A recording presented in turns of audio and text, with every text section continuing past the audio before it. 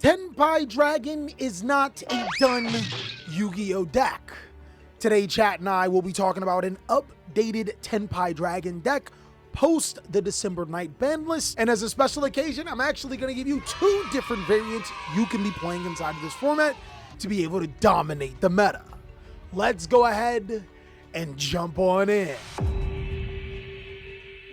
What's going on with ya, big dog? And it is an amazing day for Yu-Gi-Oh! I hope that your day phenomenal.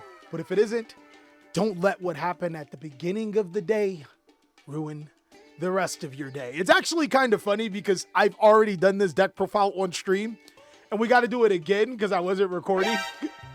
But Tenpai Dragon, it's actually not a dead Yu-Gi-Oh deck. And today, not only will I be giving you two different deck builds that you can play. One, I think it's going to be a little bit more practical for players to understand. The other one is like really crazy. It has a ton of ideas and it takes inspiration from my last Tenpai Dragon deck build that I've already made. So you guys are going to be able to see that alongside of budget options in so many things. But why do I think that Tenpai Dragon is still a good deck in the game? Well, the biggest reason is that Tenpai Dragon did get some huge hits on the ban list. As you guys should already know, both Chandra and the Sengen Cayman are limited to one. And that is huge for Tenpai because it limits the consistency of getting those cards.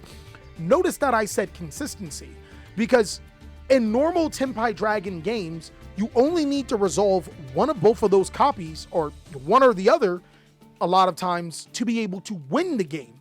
And that's where I think Tenpai is still a solid budget Yu-Gi-Oh deck. Does it make it the best budget Yu-Gi-Oh deck in the game? Probably not anymore, but it's still incredibly good and can be extremely cheap as well as competitive.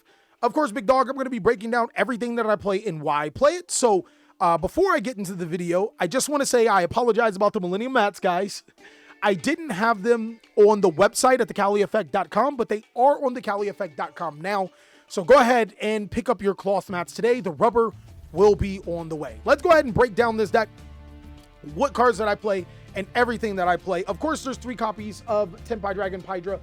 This is the best card in the deck, or the best unlimited card in the deck. But I think a thing that players are going to start playing is at least 2 copies, but I'm going to play 3 copies of Tenpai Dragon Genroku. Now, one of the biggest hits was Chandra to 1, but we already were not utilizing Tenpai Dragon Genroku to its full potential. This card by itself allows us to be able to not only get access to the Chandra, but it also allows us to be able to have a body into the graveyard, which is really important for the later game states. Also, it is the other tuner inside of the deck. And though while I think that Tenpai Dragon is one of the strategies that isn't a true synchro deck, it is a card that does give us the synchro options. To finish it up, there's 2 copies of Tenpai Dragon Fadara. I think that Fadara is a little bit more important. Not in every given situation we'll be able to OTK our opponent by just making Chandra or resolving Sengen Cayman. So having Fadara to be able to protect us, our Tenpai Dragon monsters, from being destroyed by battle, but also allowing us to reborn Chandra or summon another dragon monster to go for another type of OTK is going to be really important. There's then 1 copy of Sengen Cayman and 1 copy of Sengen Summoning, which pretty much wraps up the deck. Now, I know Death Gamer says that you feel like you only need 2 copies of Genroku, and I think that players may experiment with 2 copies of Genroku. But with this particular deck, if we take out the Fadaras because they're not starters, there is 1, 2, or 3, 6, 8, or 7, 8, 9, 10, 11, 12. Let's talk about Dora Dora. I play 3 copies of this card. And the biggest reason why is because Dora Dora will trigger the effect of Tenpai Dragon Genroku. And if you can summon Dora Dora, trigger Genroku, not only do you have access to Chandra, but Dora Dora does allow you to put 2 fire monsters on the board, which still can be game under certain situations. But more importantly, I needed 15 ways. Keep in mind, 15 ways, guys. So that's 3, 4, 5, 6, 7, 8, 9, 10, 11, 12. That's 12, 13, 14. I needed 15 ways to be able to get into my combo to feel comfortable with this deck. Because if you're playing the same theory of players playing at least 15 hand traps inside of their deck, if you play 15, the odds of you drawing at least 2, I believe, is like in the 87% range. I wanted 2 ways to be able to go through Tenpai Dragon combos, giving me the versatility to be able to A, have more cards to be able to stop my opponent's combo, but B, also giving me multiple ways to be able to interact with my opponent's cards. Mathematically, I just needed the 16 or the 15 cards, which I do have. I'll show you guys in a little bit. Now, for the hand traps, this is where Tenpai Dragon can diverge if you guys are on a budget. Of course, I'll have some budget options, but for the hand traps, there's 3 copies of Flowerless, 3 copies of Perulia, 3 copies of Impulse, doesn't really conflict with the deck, 3 copies of Infinite Impermanence, and 3 copies of Ash Blossom and Joyous Spring. So the biggest reason why I think that the Flowerless and Molchummy cards are really good in the main deck for Tenpai Dragon is strictly because you know you're going second every single time. So opening these cards at least replaces it with another card, and this essentially can make your deck a 34 card deck at the least, making your 15 cards that you're going to use to get into your Tenpai Dragon cards even more impactful. I thought that that was really, really important for this Yu-Gi-Oh strategy to be able to survive, but let's just say hypothetically you cannot afford Impulse, Molchummy, or Flawless. They're very expensive cards, admittedly. I think when you go against decks like yugioh, the most important thing, you don't care about what they do, just stop dual drive. So if you guys can't afford these cards, really good hand traps inside of the game are going to be Ghost Ogre and Snow Rabbit. Just use it on dual drive and it's still really good against so many other cards. There's also Droll and Lockbird to be able to lower the ceiling of your opponent's board, giving you an easier way to be able to stop them. And then there's still Effect Veiler, a card that's like really good still against cards like Duo Drive. It can still be decent against Malice if you know what you're hitting and what you're doing at any given time. Go ahead and check out Meta Counter Guide if you guys want to know that. Sherfeld says, wouldn't Crossout Designator help from the typical interruption like Ash and Imperm? So yes, you could play Crossout Designator in here, and I don't think that it's a bad idea. But how this deck works, in my opinion, I think that you just find other ways to be able to play. I have 15 ways to be able to play, meaning that if my opponent does interrupt me with the wrong hand trap, I can continue to play, and I can also punish them for that particular moment. And I'll show you guys that right now. Moving forward, there's 3 copies of Forbidden Droplet, 3 copies of Lightning Storm, or 2 copies of Lightning Storm and a Duster. I think that these are really, really important for Tenpai Dragon. And before I talk about the hand trap punishment, I want to mention that I think one of the biggest things about Tenpai Dragon that changes with this new ban list is that I think that the deck should consider not playing Shifter. And there's 2 reasons why. The first reason is because the best decks in Yu-Gi-Oh are almost immune to Shifter. The good Fiendsmith players are not just playing pure Fiendsmith, right? They're playing another engine that makes them immune to Shifter like Kashtira. Kashtira is still a pretty good deck and a solid engine. Malice would probably love you if you activated Shifter against them. You just hand looped yourself and you allowed them to go full combo. yugioh does not care about Shifter. So the best decks in the game don't care about Shifter, and we want to build our deck to beat the best deck in the game. So therefore, not only would Shifter not help us against those matchups, if we can't OTK under Shifter, we essentially lose the game outright. So it becomes a really big gamble. I'm not saying not play Shifter, don't consider playing Shifter, but I'm just saying my thoughts on Shifter inside of Tenpai Dragon. You really do hurt your late game if you decide to play Shifter inside of this deck. But I do think cards like Forbidden Droplet, Lightning Storm, and Hermes Feather Duster are really, really, really good. Now, there is still a way for us to punish our opponent if they hand trap us or if they activate monster effects, which we can almost guarantee. I play 2 copies of Triple Tactics Thrust and the 1 talent. I actually wanted to increase the amount of Thrust and talent in his deck and maybe even decrease the amount of hand traps. And my reasoning behind this is because, so if you think about it, Tenpai Dragon really doesn't care about what board you build. I think it's a board breaker type Yu-Gi-Oh deck just naturally. So if we in turn increase the number of tactics and thrusts and maybe play more normal spell cards, maybe like Raigeki, going back to that might be good. We can actually just essentially break the board. And if we can't kill them on that turn, we can establish a board that they are uncomfortable with. I think that Tenpai Dragon goes less of an F or OTK style deck and more of like a break the board, get into the grind game, and then kill when you have the opportunity. You definitely have to be a lot smarter with your resources regardless how you do it. So that's it for the main board. It is 40 cards here. The extra deck, there's a slight change with this extra deck, but nothing much has really changed. I think that this line is incredibly important. I think you have to main this line now. There's 1 copies of Seals, 1 copy of SP, and then for the Synchro monsters, there's Trident, Sangenpai, 2 Bident, Kiwi Belt, Black Rose, and I think players, my chat actually convinced me to play this. There's 1 copy of Rudy Rose. Now, TriDev Gamer says wear access code. You could play access code Talker instead of the Rudy Rose.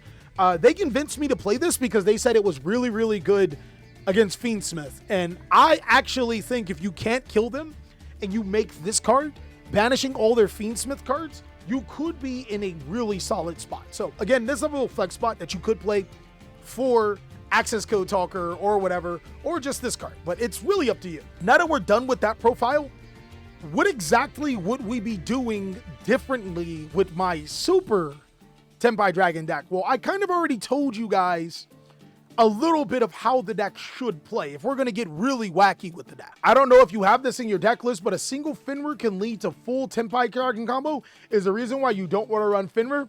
That's exactly what I'm talking about, Speedy.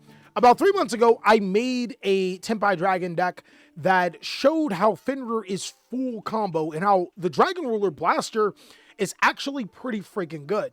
I think the reason why players didn't play it at that particular time is because Tenpai Dragon wasn't hit enough for us to consider other cards. But now, we're in a different spot. Let's cut out some Yu-Gi-Oh cards. Let's go with my logic. Let's cut out Ash Blossoms, let's cut out Imperms, let's cut out Impulses, let's cut out Perulias, let's cut out Flawless. Let's cut out all those 15 of those cards. What I'm going to show you guys is a totally different approach to Tenpai Dragon. It's going to be a 42 card deck, but it's going to make the deck, I think it's refreshing and it's fun. In that place, we are going to play that Finver package, which is going to be 1 copy of Racehorse, 3 copies of Finver, and 1 Catch Tier Rise Heart. But we're not going to stop there. To be able to help us get into our field spell a little bit more, we're going to play a second field spell in set rotation, and we're also going to play Way Where There's a Will. Now, this card's really, really crazy. I'm gonna have to pick it up to read it to you guys. It says, during the main phase, the turn player can activate this effect. Activate the cards from the top of your deck up to the number of cards your opponent controls. And if you do, add 1 of them to your hand. Also, place the remaining and 1 card from your hand to the bottom of your deck in any order. You can only use this card effect once per turn. Then it says, during the end phase of any turn the player excavated 9 or more cards at once, that player can activate this effect. Shuffle all cards your opponent controls and in their graveyard into the deck. This card's actually psycho. Like, not only does it give us another field spell for the set rotation, it's also searchable through terraforming in itself. It's technically a pot of prosperity. I've been thinking about playing multiple copies of this card, but I didn't have enough room. So let me know if you guys experiment this card. How does it work for you? Some other cards that I want to show to you guys makes the deck a little bit more malleable. So one thing that I've noticed about Tenpai Dragon is that when we have this particular situation that we're in, summoning monsters is going to be just really, really important. And fortunately enough, I have a board breaker approach that allows us to be able to summon monsters to our side of the field. So I'm playing 2 Blaster. I don't care that it's at 3. This is a card that you actually don't want to see in your hand, but it helps you supplement for the 2 Burner. Now, the funny thing about this is that Burner or Blaster is a level 7 monster. Catch Tira is also a level 7 monster. So anytime you can get Blaster to your side of the field alongside of Catch Tira Finver, you can full combo your opponent without committing your normal summon. And you guys should already know how important that is. To be able to full combo your opponent without using your normal summon is huge. It's straight up one of the biggest things that can happen for you in the game. This can also be full combo if you open Dora Dora plus Finver, that's full combo. If you open Blaster, Burner, if you open Blaster with 2 dragon monsters or 2 monsters to summon in the graveyard plus Finver, that's also full combo. But another card that I was looking at the ban list is also crazy. There was another level 7 monster that I thought was really, really good and just happened to have a situation on the ban list. Some people may think that I'm talking about Diabellstar. Diabellstar can summon itself and get you free advantage, as well as potentially get you draws. I'm not that crazy just yet, chat. I'm not like huge coping, but I do think that there is an amazing level 7 in Dino Wrestler Pankratops. So Pankratops fulfill multiple roles here. Hypothetically, if we don't open combo and we're going second, because that's what this deck wants to do, Pankratops can destroy any card on your opponent's side of the field. But even more importantly, Pankratops can fill the role of going into battle phase, getting rid of a card, and then also destroying a card on the field. So it actually does multiple things. Pank plus Blaster, or Pank plus Burner with a fire monster is full combo. Pank plus Fenrir can get rid of 4 cards and is still full combo, which is actually one of the most ridiculous things that I think can happen with Tenpai Dragon as a going second deck. I genuinely think that Pankratops is one of those cards that can be incredibly special. Lastly, there's 1 copy of Gold Sarcophagus to banish the Blaster, to add Burner, to summon a second Blaster, 1 more Thrust, and 1 more Tactics Talent. Callie, why are you playing Thrust and Tactics Talent at 3? Well, you can drop the Tactics Talent and play a Raigeki or a Change of Heart. Somebody did say earlier, what do we do against a Nightmare Griffin summoned by IP Masquerano? Well, the crazy thing is that it just so happens to be a Link 4. So if we take control of it, we can turn it into a World Dragon Z Lances. Thanks for the free monster, right? This is really just a flex spot for any one normal spell card that you want. But one thing that I did notice is that in this Yu-Gi-Oh game, everyone is playing tons and tons of hand traps, and they want to interrupt you on your turn. So these cards are always going to be live, and they're always going to get you value here. And that's what I think is going to be really, really important inside of this deck. Not necessarily playing the hand trap game, but literally playing a board breaker approach and having multiple ways into the destined outcome. So the extra deck is going to be slightly different, guys. We're going to have to drop 3 cards from the extra deck. I would tend to let you guys pick, but I'm going to drop the Rudy Rose. I'm also going to drop the Black Rose. And this one's rough. I don't think we can drop any more Synchros. I think we might have to drop something like SP Little Knight. So again, I want to point out that this isn't permanent. You don't have to drop these cards. You can drop any 3 cards that you want. But I think you do need to make room. You might even want to drop the Trident Dragon. Boom. These 3 cards are actually ridiculous. And if you guys haven't seen it in my last video, I'm going to be showing you how. Okay, Kashtira Fenrir is full combo because you normal summon Fenrir. Fenrir then adds Rise Heart. You normal summon Rise Heart. Do not special summon Rise Heart. You banish the other Fenrir. Your opponent loses 3 cards. You Exceed summon.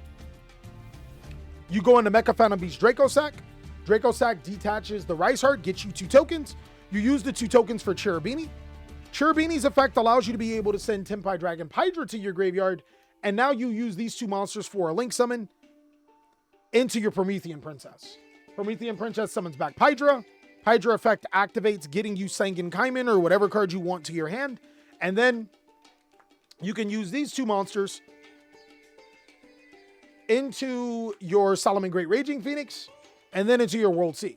Now, whatever you do after this is your thing. You can literally go Sangen Kaiman, add the Genroku, summon the Genroku, and then do the World Z Dragon Z Lantis line for the OTK if you wanted to. Or you can just summon the Genroku, summon out the Chandra, and you got that line too. It's legitimately up to you how you handle that. But that is how Fenrir by itself is full combo. Does this play care about Nib? So here's the crazy thing. Let me show you another one. Let's say hypothetically, because we're obviously going second. You can either have Rise Heart Burner. Rise Heart Burner is probably the best way to do it, or you can have Rise Heart Pink, right? Either one of these are fine, but I'm going to use Rise Heart Burner. We're going to summon Fenrir, add Rise Heart, right? Then we're going to discard Burner, summon out Blaster. We're then going to Exceed summon into Dracosack. Dracosack to detach, get 2 tokens, link off the tokens, summon Cherubini. Cherubini sends Pydra. We then make Promethean Princess. We summon back the Pydra, get the Sangen Kaiman. Here's where it's about to get wicked, chat. You summon out your Raging Phoenix, go into Zealantis, then you activate your blaster, you banish 2 fire monsters from your graveyard. So we'll banish the burner and the caster Rice Heart, and then you go Zealantis launch. So if my opponent allows this to resolve, Zealantis destroys everything, resummons everything, Promethean activates, it destroys my blaster, summons my Promethean, then we get the regular OTK. We go into battle phase. Do you nib here? Let's say they do. Chat, I have not committed my normal summon and I still have Sengenkaimen in my hand. So hypothetically, I could normal summon Fadara summon back Pedra. I never went into my normal summon, which means that I can still summon past the nib and I can still keep playing, which is one of the most ridiculous things about this deck. I don't know what you guys think about that. I think that it's really fun. I wouldn't say that Tenpai Dragon is dead. Is it the best deck in the game still? No. But it's definitely a really fun deck that you guys can experiment with and find out how to do. How many negates can this deck take? That's why I built the deck the way that I built it. Because even if they negated that combo line, we had a couple of combo sequences we could have went through. Even if they negated that combo line, we still have the normal summon and other potential cards inside of our hand.